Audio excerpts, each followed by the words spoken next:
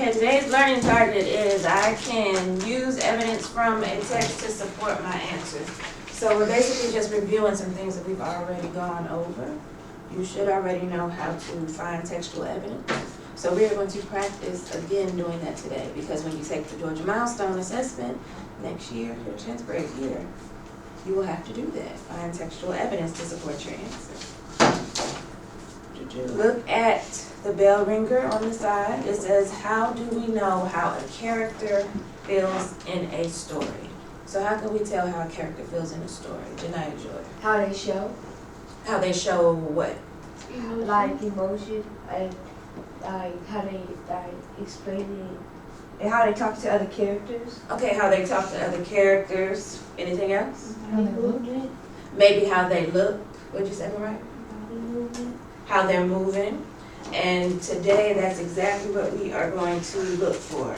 How they act, how they respond, how they move, to see what they feel. You are exactly right. And we're going to use prior knowledge to connect to what we are learning today. So I am going to model for you first how to find textual evidence in a passage. So in front of you, you have the passage, and you also have the question. Let me give you the passage.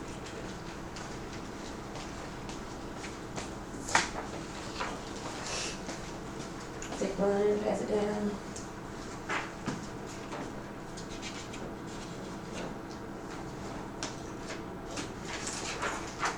Take one and pass it down.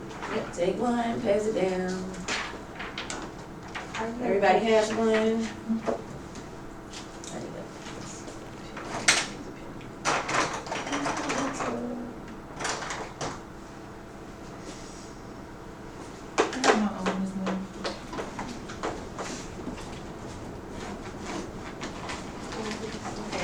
Model for you how to answer a question using textual evidence. So my question is, how does Jordan feel at the beginning of the passage? Use evidence from the text. So where's my evidence going to come from? The beginning. Maybe not the beginning, Oh, but in the text. the text. And what am I looking for? What are they asking me to do? For how Jordan feels. How Jordan feels. So I'm going to highlight that. How Jordan feels. At the end of the passage or at the beginning? Or the middle? Beginning. At the beginning of the passage. So I'm looking for how he feels at the beginning of the passage. And they want me to use evidence to support my answer.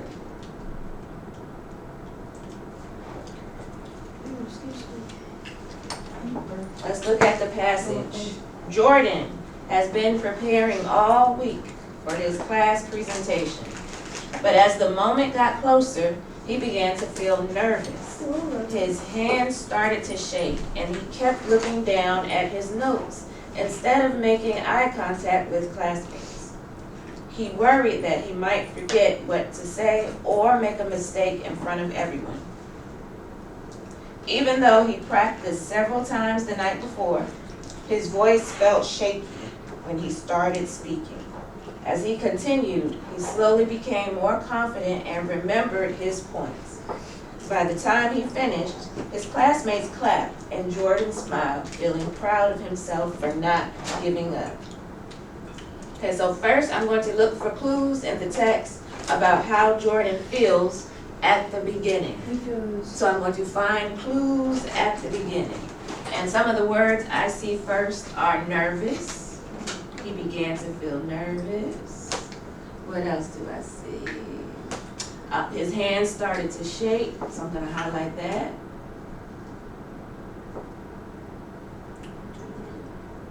He kept looking down at his notes. But we're going to stop there because we're just looking for one or two clues to help us. Bless you. Thank you. So we have nervous and his hands started to shake. Okay. So my answer would be Jordan, that's his name. We always write incomplete sentences. Jordan feels And we said nervous. Nervous. Underline that. At the beginning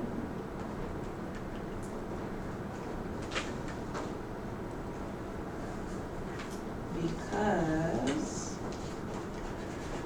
the text says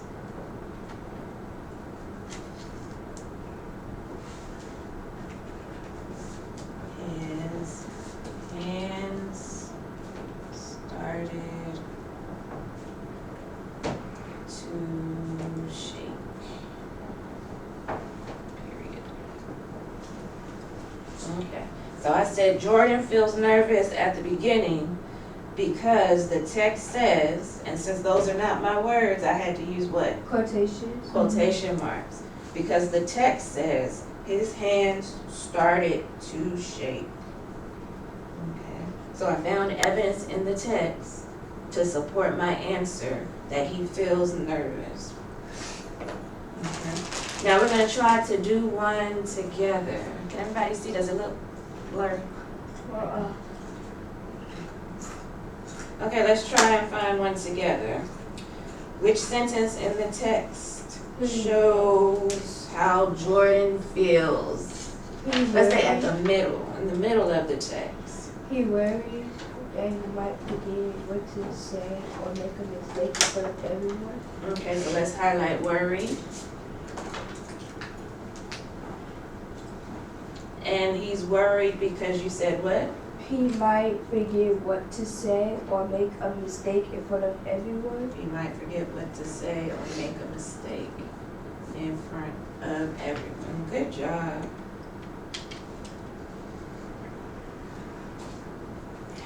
And why does this evidence support that he's worried? Because it says he might make a mistake and he gonna feel embarrassed. Okay, so he may feel embarrassed. Malia, what do you think? Why does this evidence support the text? It's supposed to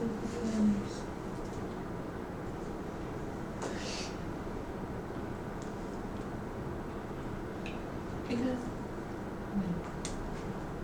Why do you think she picked that sentence to say he was worried? she picked that sentence because it shows that he might forget some stuff that he's gonna say from his classmates. Okay, good job. And make a mistake. So let's turn that into a sentence. Jordan. And we said he feels what? Worried. Worried. I'm gonna underline worried because that's our feeling. Jordan feels worried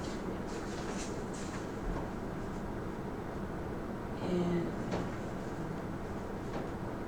the middle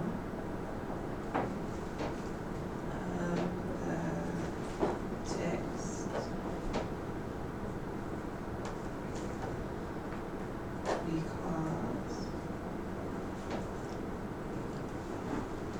the text says, and we're going to use quotation marks because the text says he might forget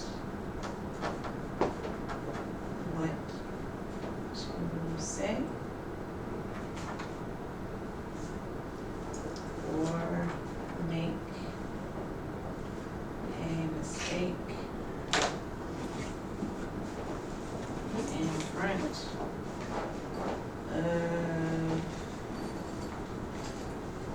everyone. And in my sentence, and I put my little quotation marks. Pull it up some. Okay, Jordan feels worried in the middle of the text because the text says he might forget what to say or make a mistake in front of everyone. Okay? So keep in mind, all of our evidence is coming directly from the text. And if those are not your words and you're using the exact words from the text, make sure you use quotation marks, okay? Any questions so far?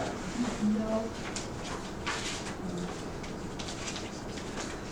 Okay, now you're going to practice doing it on your own. I have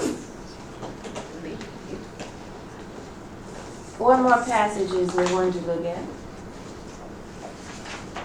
And these are a little bit more challenging, but I know you can do it. What I want you to do first is flip to the very last page. And if you notice on that last page, I gave you sentence starters. And what are the sentence starters for? To help you do what? Answer the questions. Uh-huh. If you feel stuck trying to figure out how to start your answers, you can use the sentence starters on the back.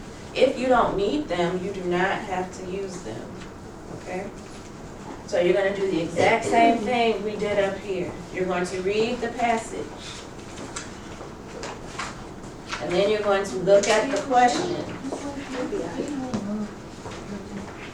You're gonna read the passage, and then you're gonna look at the questions that you have to answer after each passage. There should be 2 questions at the end of every passage. You're answering both questions in a complete sentence. So like how we do it up there is the same how we do it on this paper? Exactly. Okay. Okay. You're gonna highlight where your evidence came from, and then you're gonna answer both questions. Okay. Any questions about what you're doing? No? Are we sure? Yes. So when do we answer our questions on this, like on our notebook paper? Yeah, regular sheet of paper. Okay.